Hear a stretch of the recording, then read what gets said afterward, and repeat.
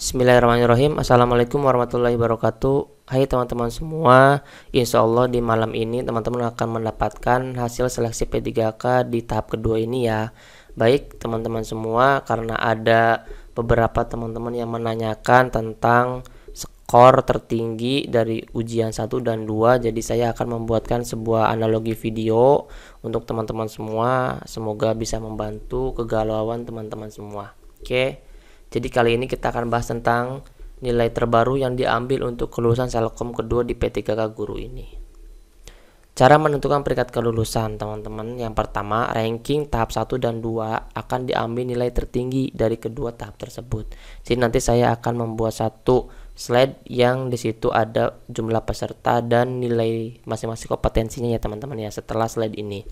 Kemudian yang kedua adalah nilai afirmasi yang akan ditambahkan, itu di-include-nya di akhir ya teman-teman ya, bukan di pas setelah ujian kemarin ya.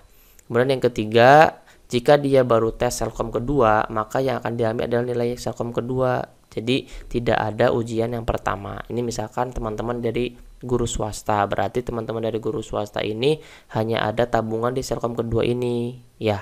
Karena guru-guru yang negeri dia sudah pernah ikut di Selkom pertama, jadi dia punya tabungan nilai di Selkom pertama. Oke.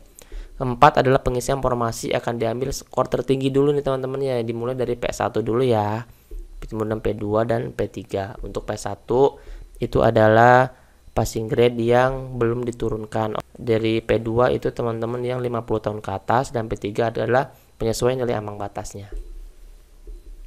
Kemudian yang kelima adalah jika jumlah sama, maka yang diambil nilai teknis terbesarnya. Jadi misalkan jumlahnya sama 510. Jadi yang kedua juga 510, yang keduanya ini diambil mana nilai teknis yang paling besar. Oke. Oke teman-teman semua, sekarang ke prediksi perhitungan Selkom kedua ya teman-teman ya.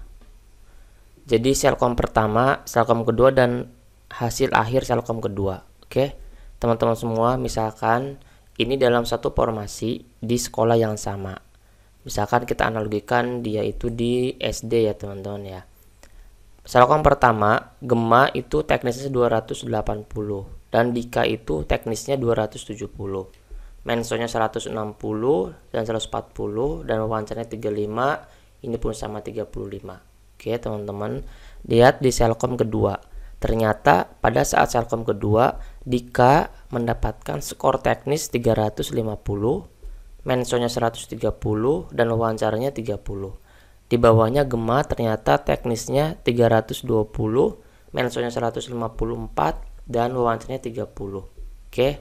Dan Selkom kedua nilai akhir yang keluar di guru p3k.kemendikbud.go.id adalah nilai yang diambil dari Selkom 1 dan 2 dan nilai tertinggi.